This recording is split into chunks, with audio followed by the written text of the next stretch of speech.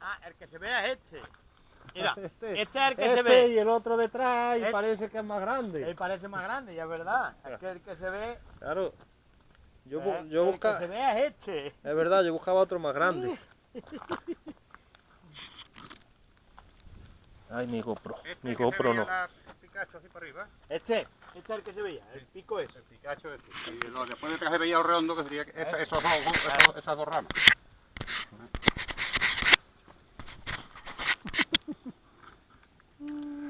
Hay que ponerle un pito de eso también. Porque una vez que está aquí le das al pito, pi, y lo encuentras de zumbado. Cachina más. La antena es lo malo. Que se va a salir y no va a pillar el cable.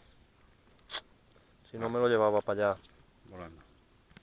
Bueno, de esta estás librado. Vamos a ver la próxima. Desconecto la cámara. Sí. Desconecta eso, desconecto aquí. También pues. ¿Sí? ¿Ya? Mira, vámonos. Vamos a dejar el Es cultivo. que... ¡Pues se va lejos! se va lejos. Como que cuando lleguemos allí nos han limpiado, nos han quitado todo. Y además tapado. Yo mi emisora no me la quitan. No, la tuya no. No, aquí llega un tío ahora a coger la bolsa de mi maletero y se la lleva, porque yo lo corro de aquí.